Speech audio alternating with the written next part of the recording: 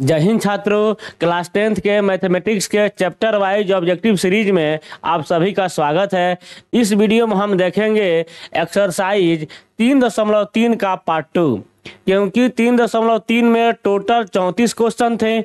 हम पार्ट 1 में 1 से लेकर के 17 तक देख चुके थे। अब पार्ट 2 में हम 18 से लेकर के 34 तक देखेंगे।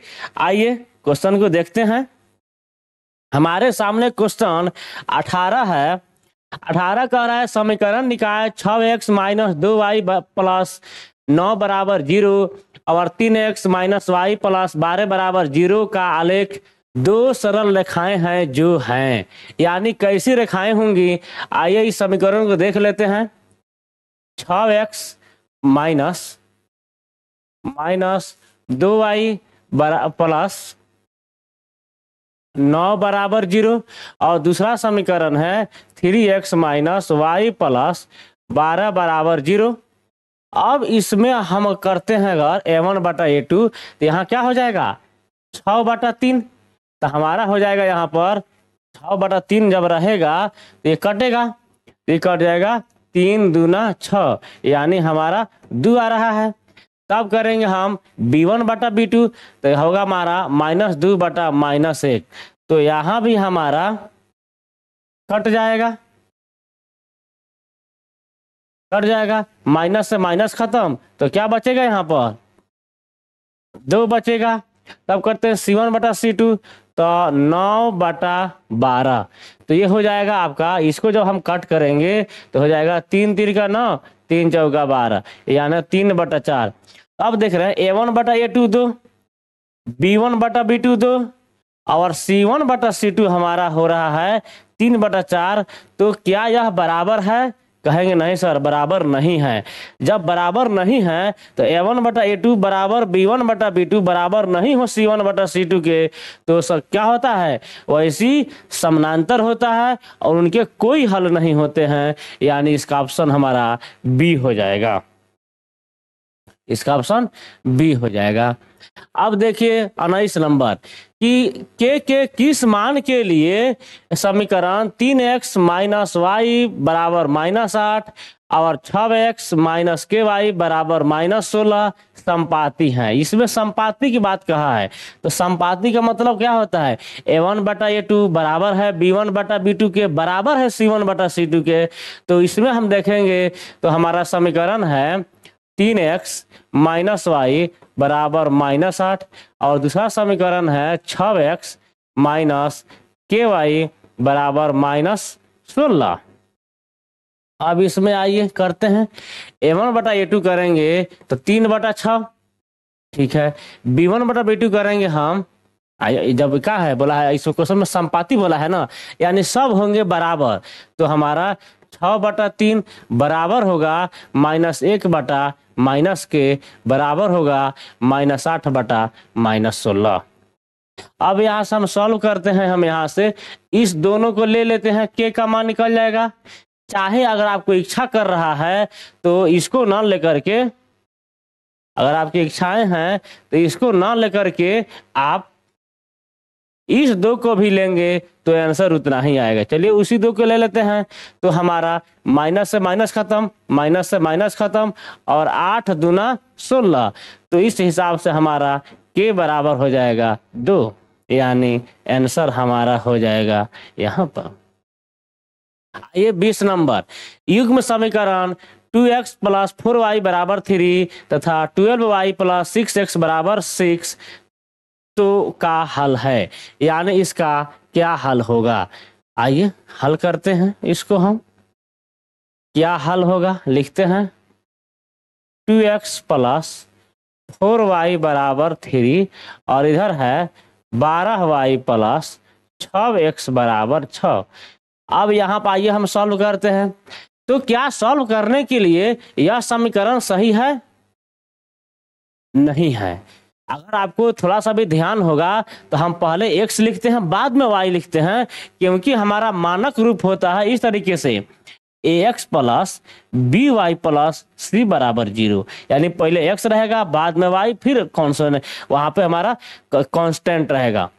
अब यहाँ पर देखेंगे तो यहाँ पर पहले होगा 6x बाद में होगा 12y, तब लिखेंगे 6, अब बनाएंगे क्वेश्चन, तब होगा सॉल्व। अब देखिए तो यहाँ हो जाएगा 2/6, अच्छा ठीक है, यहाँ हो जाएगा 4/12 और यहाँ हो जाएगा 3/6। अब इसके बाद हम चलते हैं सॉल्व करने। जब सॉल्व करेंगे तो 2×3 6 यानी 1/3 आएगा, यहाँ 4×3 12 यानी 1/3 आएगा, और यहाँ का होगा 3×2 6 यानी 1/2 आएगा।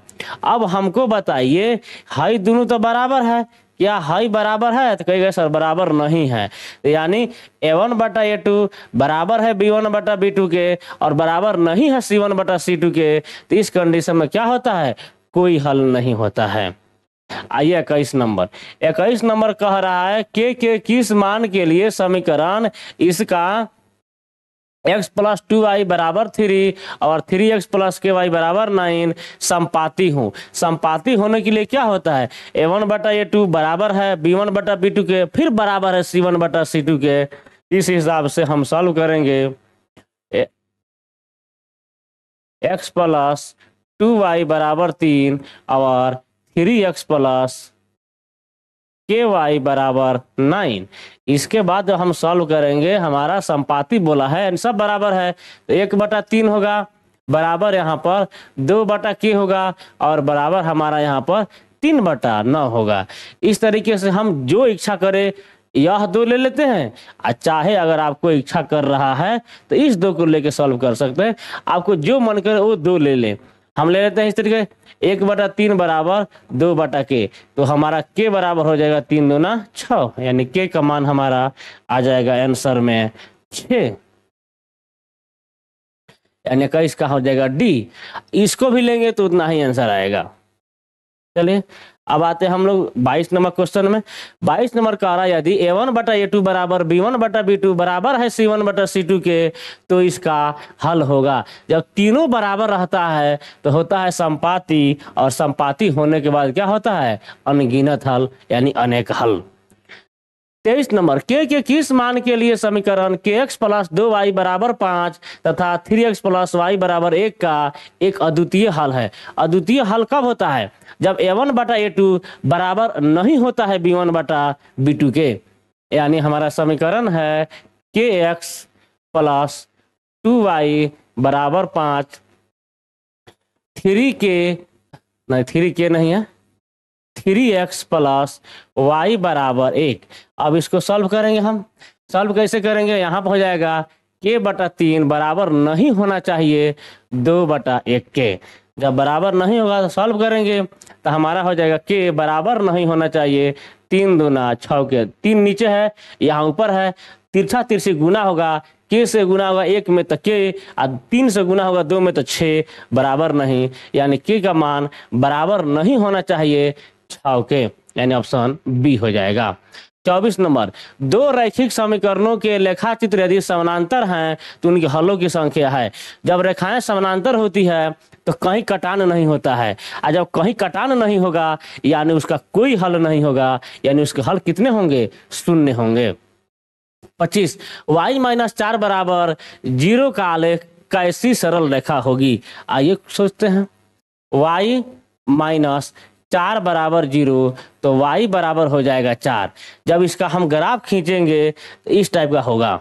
या देखते हैं, यह हमारा होता है x, यह होता है हमारा y, इधर होता है x', इधर होता है y'। अब इस पर यहाँ पर क्या होगा? 1 2 3 4। उसी तरीके से इधर भी होगा हमारा 1 2 3 4। अब कहा y = 4 का ग्राफ खींचना है। जब हम y = 4 का ग्राफ खींचेंगे तो y के मान 4 यहाँ पर है और ऐसे खींच देंगे, यह हो गया। अब हम आएंगे ऑप्शन देखेंगे। ऑप्शन कह रहा है x अक्ष के समानांतर, तो हमारा x अक्ष कौन है? यही वाला हमारा x अक्ष है, इसी क्या हुआ है? समानांतर हुआ है।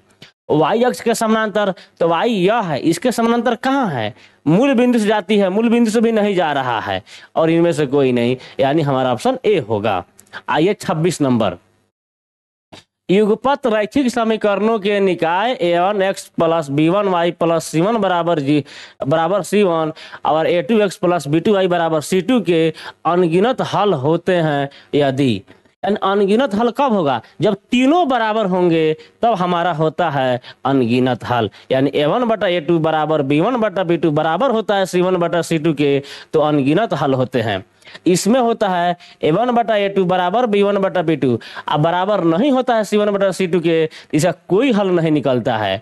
और a1/a2 बराबर नहीं है b1/b2 के, तो इतना ही पर हमारा एक हल होता है और एक कंडीशन नहीं होता है, यानी 26 का डी होगा। आइए 27, एक के किस मान के लिए समीकरण निकाय x प्लस 10y बराबर 9 और 2x प्लस 5y बराबर 11 का कोई हल नहीं है। यानी कोई हल नहीं होने का मतलब क्या होता है, यानी a1/a2 बराबर b1/b2 और बराबर नहीं है c1/c2 के, तो हमारा समीकरण यहाँ पर है a1, समीकरण है ax प्लस 10y बराबर 9 और 2x प्लस 5y बराबर 11। आइए इसको जब हम सॉल्व करते हैं तो हमारे पास क्या हो जाएगा, a/2 इधर हो जाएगा हमारा पास 10/5 और इधर हो जाएगा हमारे पास 9/11। यहाँ बराबर नहीं होना चाहिए और यहाँ बराबर होना चाहिए। जब हम इसको सॉल्व करेंगे तो हमारे पास हो जाएगा, इसी दो को ले लेते हैं क्योंकि a का मान यहीं पर है, तो हम लेंगे अगर तो होगा a/2 बराबर 10/5। तो यहाँ पर अगर 5 दूना 10, तो a बराबर 2 से 2 में गुना होगा, a बराबर हमारा आ जाएगा 4, यानी ऑप्शन नंबर डी। आइए 28, 2x प्लस 3y बराबर 4 एवं 4x प्लस 6y बराबर 12 के आलेख किस प्रकार होंगे। आइए आलेख खींच लेते हैं हम, तो होगा 2x प्लस 3y बराबर 4 और 4x प्लस 6y बराबर 12। अब इसको सॉल्व करते हैं हम, तो हमारे पास हो जाएगा 2/4, यहाँ होगा हमारा 3/6 और यहाँ होगा हमारा 4/12। अब इसके बाद अगर हम करते हैं तो 2 दूना 4 यानी 1/2 आएगा, 3 दूना 6 यानी 1/2 आएगा और 4 तिहाई 12 यानी 1/3 आएगा। यानी हाई दोनों तो बराबर है, लेकिन हमारे पास देख रहे हैं कि हाई बराबर नहीं है। ये क्या हो रहा है, ये बराबर नहीं हो रहा है, यानी शायद नहीं दिखाई दे रहा है, तो नहीं दिखाई दे रहा है तो दिखा देता हूं मैं। हाँ, हाई a1/a2 बराबर है b1/b2 के, लेकिन बराबर नहीं है c1/c2 के। इस हिसाब से कोई हल नहीं होता है। जब कोई हल नहीं होता है तो रेखाएं कैसी होती है, समानांतर होती है, तभी कोई हल नहीं होगा।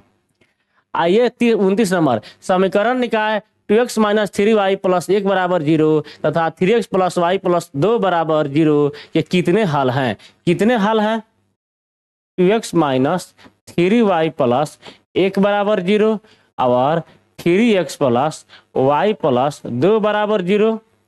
अब कह रहा है कितने हल हैं, तो यहाँ होगा 2/3 बराबर होगा यहाँ पर -3/1। अब बताइए क्या ये दोनों बराबर है, तो कहेगा सर बराबर नहीं है। जब बराबर नहीं होता है तो कितने हल होता है, केवल एक हल होता है, एक और केवल एक हल। क्योंकि a1/a2 बराबर नहीं होगा b1/b2 के, तो c1/c2 के पास जाने की कोई जरूरत नहीं है, इतना ही पर हम बता देंगे केवल एक हल होगा। 30 देखेंगे, के किस मान के लिए समीकरण निकाय x प्लस 2y बराबर 3 तथा 5x प्लस ky बराबर 15 की अनंत हल है। अनंत हल मतलब तीनों बराबर, यानी x प्लस 2y बराबर 3, 5x प्लस ky बराबर 15 और ये कह रहा है अनंत हल। तो अनंत हल आइए क्या होगा, 1/5 बराबर 2/k बराबर 3/15। अब आइए इसको सॉल्व करते हैं हम, कैसे होगा, इसी दोनों को ले लेते हैं। के का मान निकालना है तो 1/5 बराबर 2/k, तो के से 1 में गुना होगा तो के, अब 5 से 2 में गुना होगा तो 10, हमारा के का मान आ जाएगा 10। 31 नंबर, x प्लस 2y बराबर x प्लस 2y प्लस 3 बराबर 0, 3x प्लस 6y प्लस 9 बराबर 0 के कितने हल हैं। आइए देख लेते हैं, x प्लस 2y प्लस 3 बराबर 0 और 3x प्लस 6y प्लस 9 बराबर 0। आइए सॉल्व करते हैं, कैसे होगा 1/3 और यहाँ का होगा 2/6 और यहाँ होगा 3/9। अब इसको कट करते हैं। जब हम कट करेंगे तो यहाँ हो जाएगा 1/3 का 1/3, यह होगा 2×3 6 यानी 1/3, आई क्या होगा 3×3 9 यानी 1/3। अब हम देख रहे हैं यहाँ पर कि हई तीनों क्या हो रहे हैं, बराबर हो रहे हैं। जब तीनों बराबर होगा इस कंडीशन में हमारा क्या हल होगा, अनगिनत हल होगा, अनंत हल होगा। आइए 32 नंबर कि रैखिक समीकरण युग में 5x - 4y + 8 बराबर 0, 5x - 4y + 8 बराबर 0 है और 7x + 6y - 9 बराबर 0 है। इसको बताना है क्या होने वाला है। आइए देखते हैं। 5/7 यहाँ का होगा -4/6 और यहाँ का होगा 8/-9। आइए यहाँ देख लेते हैं। तो ये होगा हमारे पास 5/7 और 2 दूना 4 और 2 तिहाई 6 यानी -2/3 का ही बराबर हैं। तो कहेगा सर बराबर ही नहीं है। जब A1/A2 बराबर नहीं होता है B1/B2 के, यानी कितने हल, एक हल। जब एक हल है यानी हल निकलेगा, और जब हल निकलता है तो क्या कहते हैं उसको, संगत कहते हैं। हल निकालने के दो कंडीशन, एक हल एक अनंत हल, दोनों कंडीशन में संगत होगा। और जब हल नहीं निकलेगा यानी रेखाएं समानांतर होगी तब होगा असंगत। आइए 33 नंबर 2x - 3y + 1 बराबर, आइए लिख लेता हूं 2x - 3y + 1 बराबर 0 और 3x + y + 2 बराबर 0। अब इसके कह रहा है कितने हल है। चलिए देख लेता हूँ कितने हल है। यहाँ का होगा 2/3, यहाँ होगा -3/1 और यहाँ होगा 1/2। अब बताइए हमको कि क्या यहाँ पर यह बराबर है। तो कहेगा यस सर ये बराबर नहीं है, क्योंकि यहाँ पर 2/3 यहाँ -3 बराबर नहीं है। जब A1/A2 बराबर नहीं है B1/B2 के, तो यहाँ पर जाने की कोई जरूरत नहीं है। यानी जब इस कंडीशन होता है तो कितने हल, एक हल, रेखाएं प्रतिच्छेदी होती हैं। आइए 34 कह रहा है रैखिक समीकरण युग्म 6x - 3y + 10 बराबर 16 और 2x - y + 9 बराबर 16। अब इस कंडीशन में कह रहा है क्या होगा। आइए सॉल्व करते हैं क्या होगा। यहाँ होगा 6/2, यहाँ होगा -3 - 1 और यहाँ होगा 10/9। अब इसको कट करते हैं। 2 तिहाई 6 यानी 3 आएगा, माइनस माइनस खत्म, 3 आएगा और ये रहेगा 10/9। यानी यह तो बराबर हो गया। क्या यह बराबर है, आप कहेगा सॉरी बराबर नहीं है। यानी A1/A2 बराबर B1/B2 के और बराबर नहीं है C1/C2 के, यानी इसका हल निकलेगा। कहेगा सर इसका हल नहीं निकलेगा, यानी यह विरोध कर रहा है कि नहीं तुमको हम सॉल्व नहीं होने देंगे, तुमको हल नहीं निकालने देंगे। यानी जब विरोध कर रहा है यानी इसके क्या होंगे, विरोधी होंगे कि हाँ ये विरोध कर रहा है। अविरोधी कब होता है, दो कंडीशन में अविरोधी होता है, एक हल एक अनंत हल। अनंत हल है यानी हल निकल रहा है, भले अनंत निकल रहा है लेकिन हल तो निकल रहा है, उस कंडीशन में भी अविरोधी होगा। और यहाँ पर जब हल नहीं निकलता है तो हल नहीं निकलने के कंडीशन में विरोधी होता है, यानी वह विरोध कर रहा है आपको कि हल हम नहीं निकलने देंगे। इसी तरीके से आप हमारे वीडियो पर बने रहिए और वीडियो खूब ज़्यादा शेयर कीजिए अपने दोस्तों के पास, ताकि आपकी जो भी दोस्त जिनका ऑब्जेक्टिव की तैयारी नहीं हो पा रही है उनकी ऑब्जेक्टिव तैयारी हो जाए। आप हमारे चैनल से जुड़ने के लिए आप हमारे चैनल को सब्सक्राइब कर लीजिए और बेल आइकन को दबा लीजिए। अगर आप यह वीडियो फेसबुक पर देख रहे हैं तो हमारे फेसबुक पेज को फॉलो कर लीजिए। तब तक अपने तैयारी को मजबूती से कीजिएगा। धन्यवाद।